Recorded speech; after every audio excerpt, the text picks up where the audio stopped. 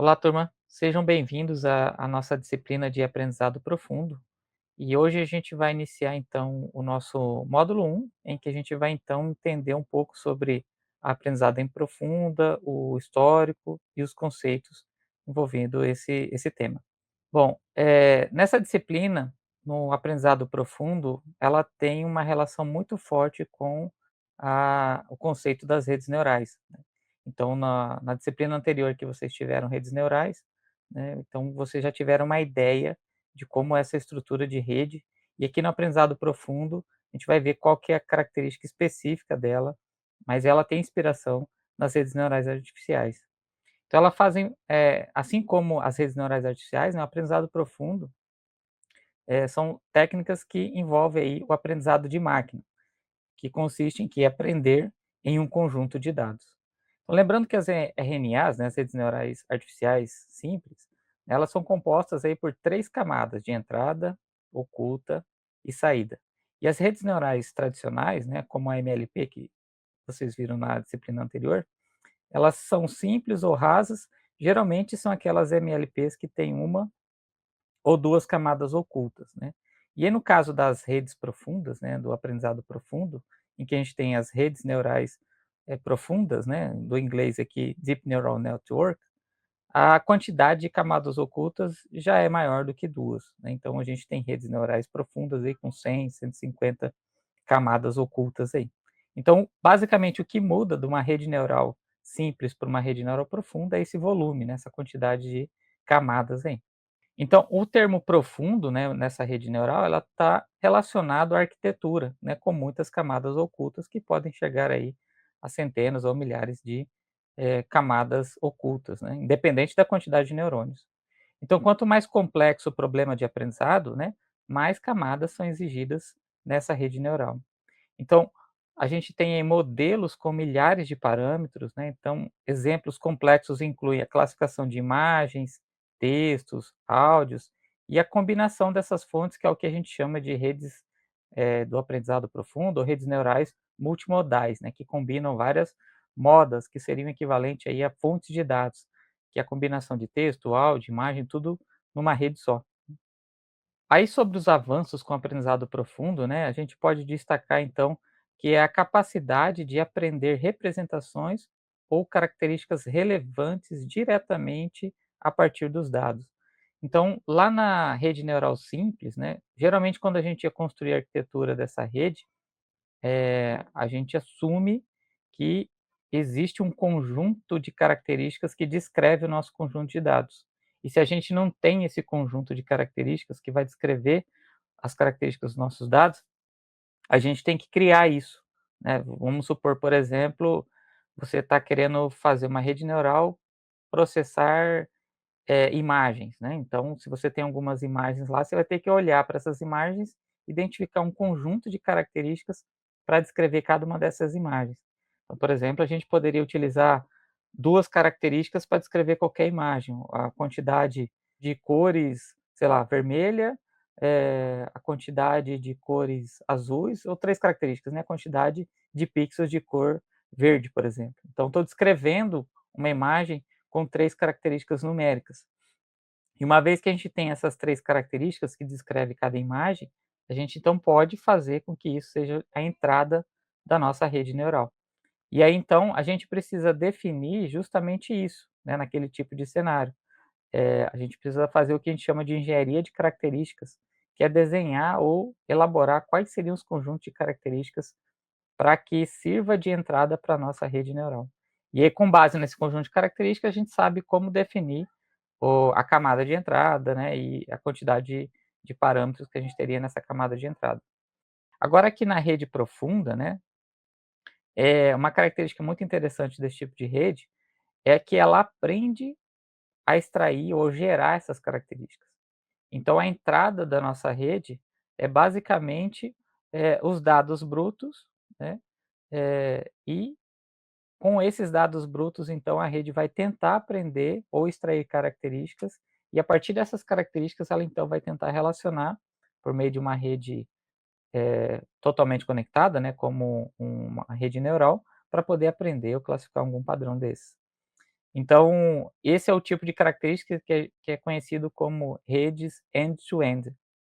Entra no modelo dado bruto, né, e sai ali o que a tarefa de seja lá de classificação, seja lá qual for a tarefa, sai o resultado do outro lado. Enquanto que aqui na MLP a gente tem os dados brutos, depois a gente tem que montar ou descrever essas características, depois de descrever essas características, ou seja, o conjunto de características que descreve cada dado, aí sim a gente consegue enviar isso para o modelo. Então, na rede profunda, a gente não tem essa etapa de ter que elaborar ou desenvolver ou descrever essas características para os dados. Então, a rede recebe diretamente os dados brutos. Então, uma rede profunda que a gente vai ver, no caso para a imagem, ela recebe uma imagem como entrada e processa essa imagem para extrair características e aprender o padrão dessa imagem aí. Então, essa é uma característica muito interessante das redes profundas, né, do aprendizado profundo. Bom, aqui o histórico dela é bem similar ao histórico das redes neurais artificiais, né, como eu disse, esses 2 conceitos, né, aprendizado profundo e redes neurais andam junto, uma é filha da outra, né. Então no caso aqui a gente teve esse avanço, né, da inteligência artificial, mas basicamente aqui nesse período de 2006, né, embora a literatura alguns apontam aqui também em 80, né, quando estava se processando, construindo redes neurais com mais de 2 camadas para processar números e caligrafias, né, mas especificamente o termo deep learning mesmo começou a ficar mais forte aqui em 2006, com o pesquisador, né, George Hinton, né, que que recebeu o prêmio Nobel de IA ano passado. Então aqui nesse contexto, né, a gente já sabia mais ou menos como, utilizar o recurso de computação distribuída para fazer o treinamento dessas redes, já a gente vai poder construir redes com quantidade de camadas maiores e treinar essas coisas em paralelo, então a gente conseguia produzir redes de tamanhos maiores.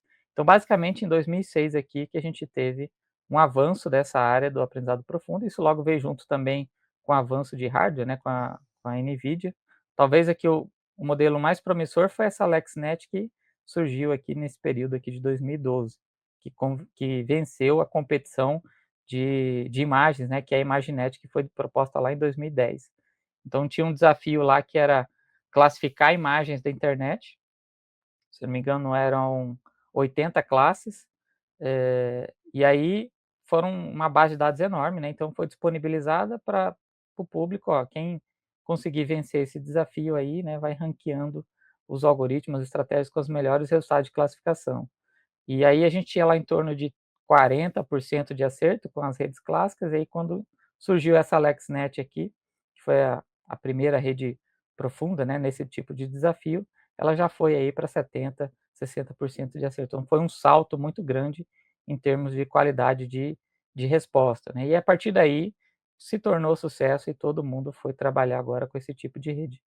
E até hoje então a gente tem, né, a literatura avançando muito em termos desse conceito de aprendizado profundo. Temos também outro nome para a rede extremamente grande, né, como por exemplo, modelos de linguagem grande, ou do inglês Large Language Models, né, que seria abreviado aí como LLMs. No caso aqui, esse tipo de modelo, né, esse modelo de linguagem grande, né, as LLMs, elas estão muito relacionadas com o cenário de texto, né. Então a gente tem uma rede neural rasa, que tem ali uma, no máximo 2 camadas ocultas. A gente tem a rede profunda, que já tem ali em torno de mais de 2, 100, cento e poucas camadas. E a gente tem os modelos de linguagem grande, são redes muito maiores ainda, extremamente grandes. Então no caso aqui do cenário de texto, né, a gente tem as LLMs, e a gente também tem umas que não são específicas para o cenário de texto, mas são de propósitos gerais, que é o que a gente chama de modelos de fundamento ou foundation models, né. Mas são redes grandes, mas para outros propósitos. E aí a gente está falando já de redes que têm centenas de bilhões de parâmetros ou mais, né. Então, só para vocês terem uma ideia, uma LLM aí, aberta, né, que tem código disponível e, ao mesmo tempo tem as informações sobre ela, né, uma LLM aí do tipo Llama, né, que é da Meta, ela tem aí em torno aí de 405 bilhões de parâmetros, né. Então é uma quantidade de parâmetros muito grande, Então isso faz com que essa rede tenha uma quantidade de valores, de números, né, muito grande para poder processar. E isso aí vai exigir um recurso computacional pesado, né, você não vai conseguir rodar isso aí em qualquer GPU não, tem que ser uma GPU mais sofisticada, em um conjunto de GPUs mais sofisticado. Então, de acordo com essas categorias de tamanho, a gente consegue então classificar rede rasa, rede profunda e rede extremamente grande, né, de acordo com o tamanho desses modelos ou a quantidade de parâmetros desses modelos aí. E aí existe também, né, o teorema da aproximação universal, né, e a lei da escalabilidade, que quanto maior o tamanho dessas redes, é melhor, ou seja, mais resultados, mais, qualidade das respostas, né, se obtém desse tipo de modelo.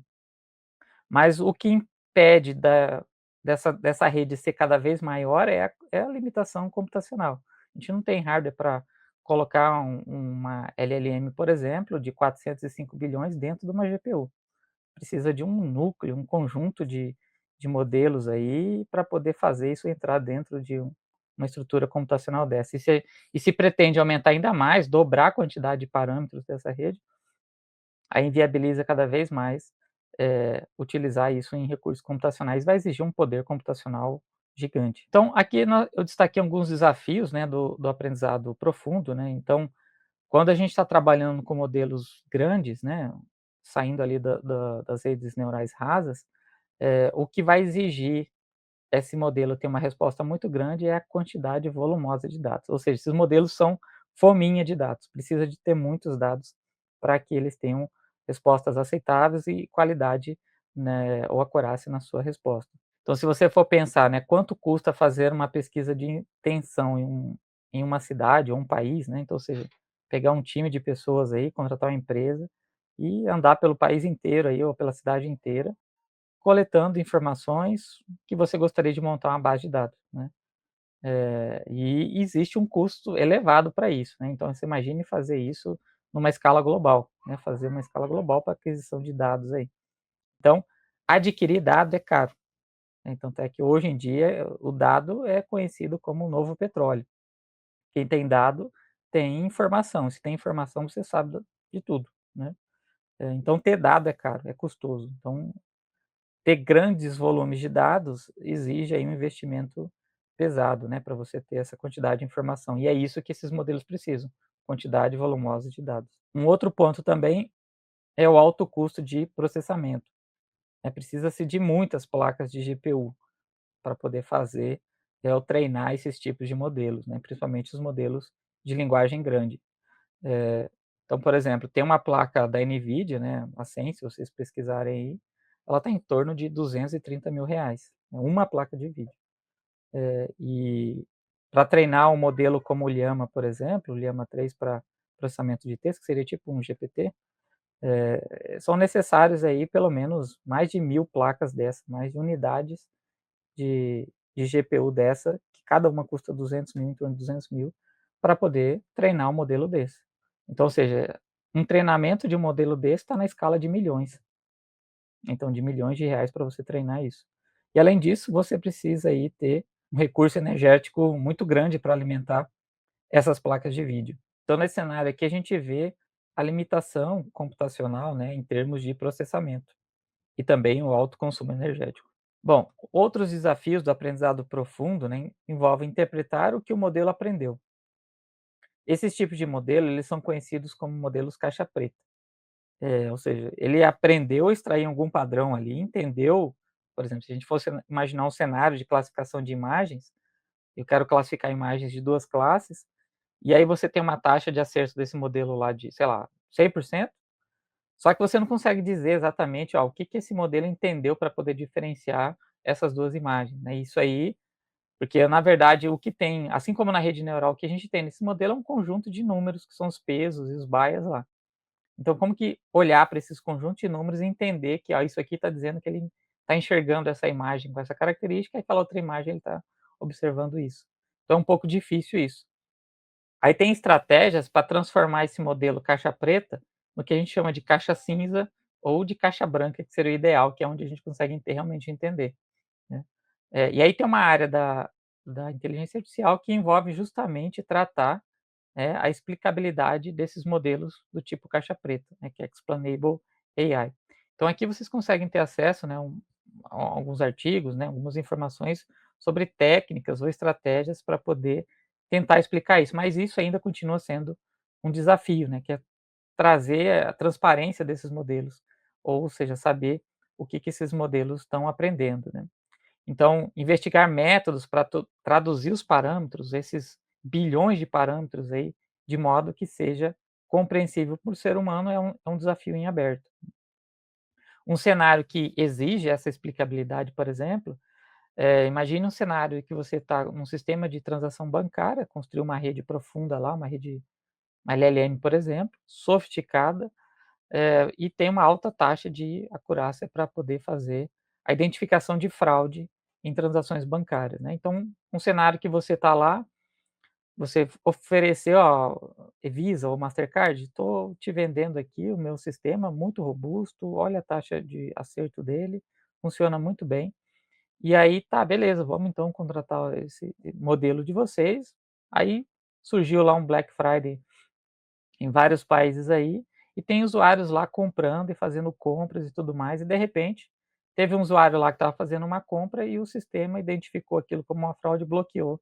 E aí o usuário perdeu aquela compra e não conseguiu comprar mais aquela TV de 100 polegadas custando R$ 500, né. Então nesse cenário aí, quando ocorre esse bloqueio, o banco tem que justificar, obrigatoriamente tem que justificar, por que que foi bloqueada essa transação. Aí você vai olhar lá o seu modelo e você vai falar: "Não, ele foi bloqueado porque o modelo deu 99% de certeza que aquilo é uma fraude". Essa não é uma justificativa aceitável para esse tipo de aplicação. Você tem que realmente observar o que que teve de padrão ali para poder fazer isso. Então, como esse tipo de modelo é caixa preta, você não consegue descobrir isso. E aí você pode sofrer penalidade jurídica se você não trouxer uma justificativa disso, né. Então aqui é só para vocês terem uma ideia de como trazer essa explicabilidade dos modelos é algo que é muito importante, principalmente em algumas aplicações. Então se você tem alguma aplicação que é um impeditivo, você não trazer essa explicação, então você não vai conseguir provavelmente utilizar esses modelos caixa preta. Talvez um caixa cinza, né, utilizando aí talvez algumas técnicas de explicação de modelos. Mas mesmo assim, ainda fica um pouco nebuloso. Uma das etapas também que envolve o aprendizado, né, é o que a gente chama de aprendizado por transferência. Então, se a gente imaginar um cenário que você quer treinar um modelo para reconhecer todas as imagens da internet, como eu comentei para vocês, e exige um alto custo de processamento e um volume muito grande de dados. Então, se a gente imaginar, por exemplo, uma empresa grande dessa, uma big tech dessa, que vai construir um modelo e vai treinar, e ele tem lá um monte de GPUs daquela cara lá de R$ 200.000 cada uma, então tem vários GPUs daquelas disponível na empresa, e eles vão resolver treinar isso para e disponibilizar esse modelo treinado, que foi treinado para esse conjunto de dados. E aí você gostaria de falar: "Ó, eu gostaria de fazer uma aplicação um pouco mais personalizada. Gostaria de treinar o meu modelo para, por exemplo, reconhecer e contar veículos de estacionamento". Só que você está lá numa cidade pequena, você não tem tantos veículos assim, você também não tem uma base de dados muito grande e você não tem essas GPUs muito custosas para poder fazer o treinamento mais eficiente desse modelo. A única coisa que você tem, ó, eu consigo ter acesso a esse modelo treinado lá por eles, e aí o que eu posso fazer é pegar esse modelo treinado deles e agora retreinar ele com essas novas imagens. Então, a ideia é o seguinte: o que que é melhor para a sua aplicação de reconhecimento de veículos?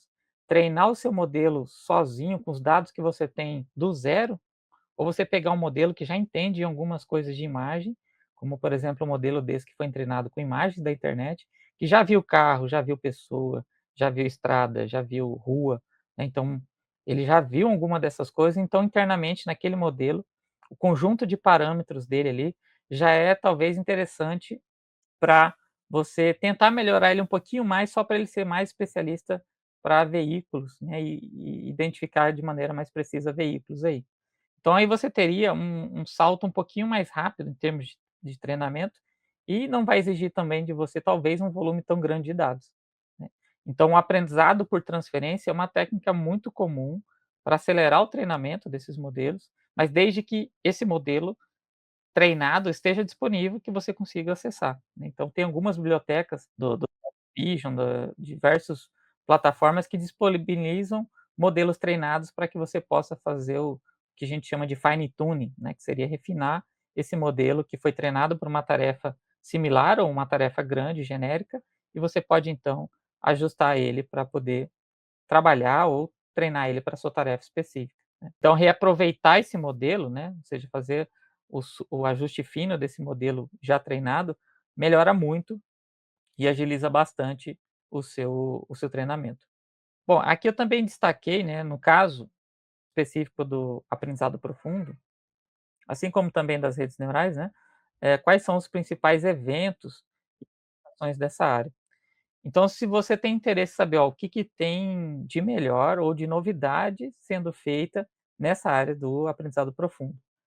O banco de informações é esse aqui, NeurIPS, que é a conferência, de processamento de informação neural, né, NIPS, e a SML, né, que é International Conference on Machine Learning. Tem algumas outras também, mas essas 2 aqui, são os eventos mais relevantes, né, onde você vai encontrar aí bastante informações ou artigos do estado da arte, né, sobre, o aprendizado profundo e métodos baseados em redes neurais. Então, e muitos desses artigos aí, tem sempre alguma empresa envolvida. Tem artigo que tem a Meta, que tem o Google, que tem a DeepMind. Então, tem muitos artigos publicados dessas empresas nesses eventos aí. E uma vez que você publica artigo nesse local, nessas conferências, o o número de citação disso aí cresce bastante, porque se está ali é algo relevante, então o pessoal já vai começar a trabalhar ou entrar também nessa nova onda, né. Aí a gente tem também algumas publicações interessantes nessa área, né. Então, uma delas seria esse livro, né, do Deep Learning, que está lá na nossa bibliografia, né, que é um livro online que vocês conseguem acessar.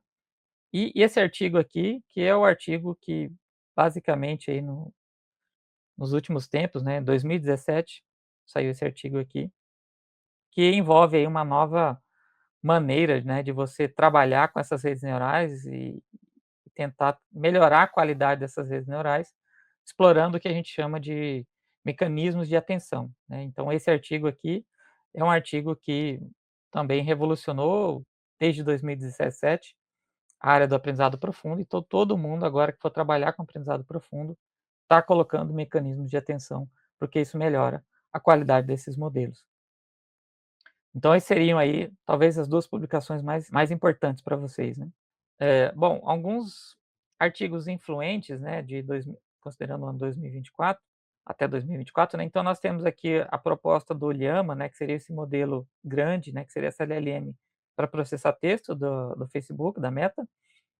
Foi proposto lá em 2023 e tem aí 9.200 citações. Ou seja, tem 9.200 artigos citando esse artigo aqui do Llama.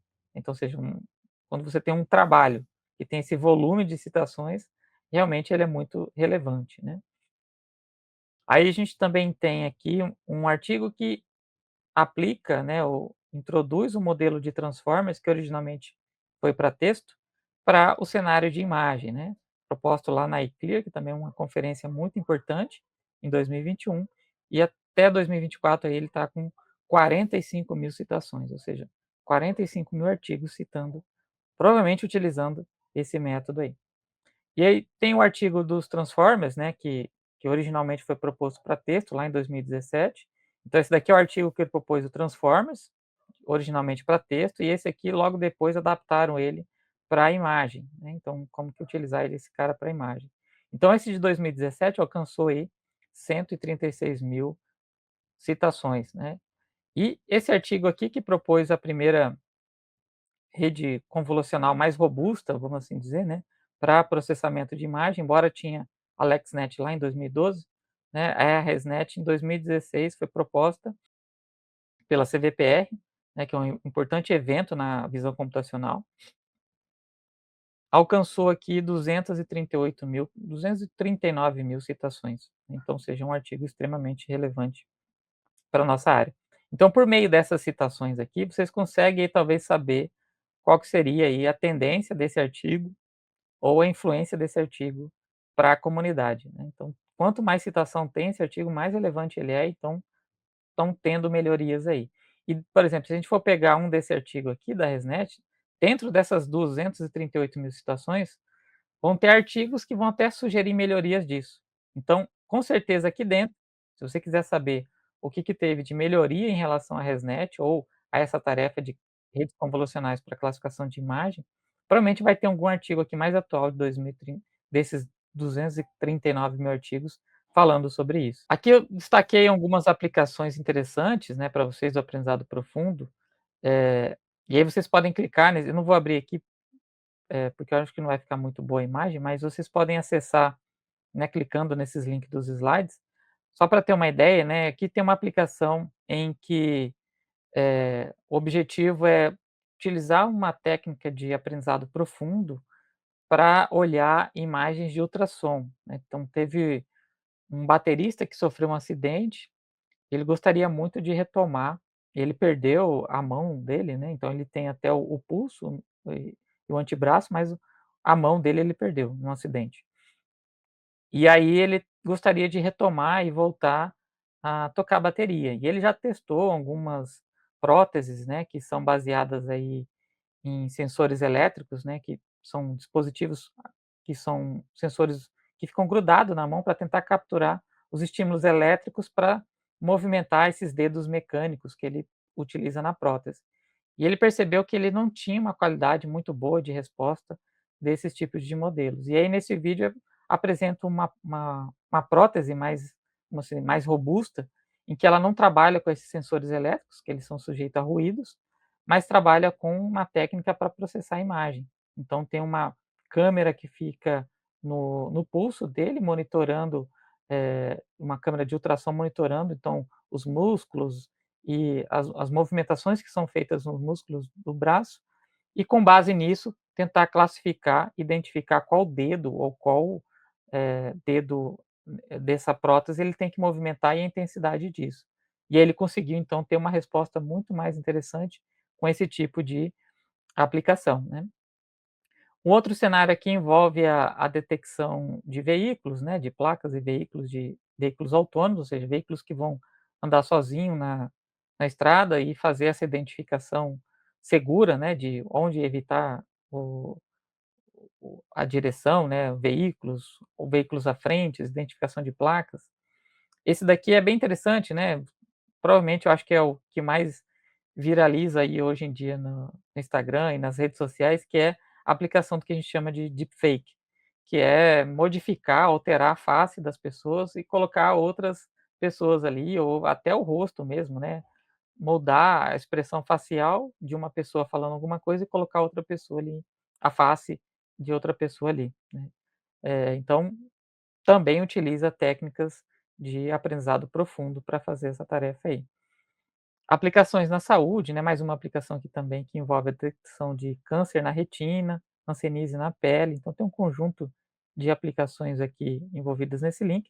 E esse outro aqui envolve a aplicação, né, de técnicas do aprendizado profundo na agricultura, né, então você tem drones, satélites que capturam imagens desse local, do local de plantação, e aí então por meio dessas imagens fazer identificação de pragas, identificar problemas no cultivo, né, tudo isso também utilizando, aprendizado profundo, né. Criação de pinturas artísticas, né, e o que hoje em dia vocês conhecem bastante, o GPT, o DALL-E para gerar imagens, Siri, Alexas, né, que são modelos também baseados no aprendizado profundo, né, especificamente aqui o GPT já é uma LLM, né, o DALL-E também é uma LLM, mas é uma LLM para vídeo, né, não seria exatamente uma LLM, mas seria uma foundation model, né, para poder trabalhar com imagens e texto. Então, nesse cenário aí, a gente consegue enxergar, então, como que o aprendizado profundo está sendo bastante difundido nas aplicações e hoje em dia, qualquer aplicação aí robusta, né, tem um aprendizado profundo inserido nesse processo aí. Em relação a algumas aplicações, né, então, a gente tem que esses modelos eles são, como vocês provavelmente já viram na disciplina lá de redes neurais, o processo de treinamento desses modelos é muito similar da rede neural para a rede profunda aqui, né. Então você tem um conjunto de dados, e você sabe se esse modelo aprendeu muito bem, com base na uma função de erro, né. Quanto menos erro ele tiver, melhor ele está aprendendo, então a gente fala que esse modelo é muito bom com base nesses dados aí. Então tem algumas aplicações que esses modelos já têm resultados bastante interessantes, né. Então, por exemplo, no caso desse desafio da Imaginet, né, eh, a capacidade humana de erro nesse conjunto de dados aí é de 5%. Então, um ser humano, no máximo, ele vai errar ali 5% dessas imagens do conjunto de dados, né.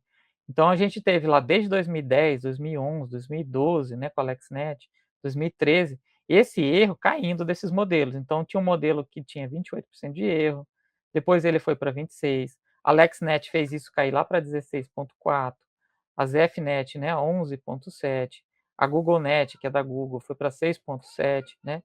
E aí a gente veio a ResNet aqui em 2015, que já até passou a capacidade do ser humano. Então, ele erra menos que um ser humano, e aí esse processo foi evoluindo, né, até 2017, que aí a gente tem esse erro cada vez maior. Então, em termos desse desafio de reconhecer essas imagens, né, a gente tem modelos aí que já ultrapassaram a capacidade humana de fazer essa identificação. Então, ele erra muito menos que um ser humano, né. Mas isso por conta exatamente desse conceito. Será que agora se a gente pegar todas as imagens da internet e passar para esse modelo, ele vai conseguir também ter essa mesma acurácia, né? Às vezes não, às vezes sim, porque isso depende muito da base de dados. Então, é com base nessa base de dados que a gente diz que esse modelo entendeu a reconhecer imagens. Só que ali, se nesse conjunto de dados a gente não tem algumas imagens representativas do domínio de imagens da internet, então provavelmente nesse domínio, nessa representatividade, esse modelo vai um pouco mal, enquanto que um ser humano vai bem, né. Mas se a gente considerar só as imagens, só esse cenário da Imaginet, só esse dataset, esse conjunto de dados da Imaginet, a gente tem esses resultados aí. Bom, então aqui nas referências, né, da nossa disciplina, desse módulo 1, né, então, esse aqui são 2 links que são relacionados a aqueles casos de aplicações que tem lá nos slides, né, onde você vê lá nas referências os 2 asteriscos, está relacionado a essa aplicação de Deep Learning, né, na área da saúde. Esse outro aqui, né, que seria aquela questão do Explainable AI, então se quiser saber um pouquinho sobre Explainable AI, esse artigo aqui traz uma revisão bastante interessante, né, é um artigo bem recente, é 2024. E com relação aos livros do nosso módulo, né, então a gente tem aqui o livro Deep Learning Book, está disponível nesse link, e aquele que é bem relevante da área, né, que é o Deep Learning, que também está disponível nesse link aqui, beleza? Então tenham todos aí bons estudos e até a próxima aula.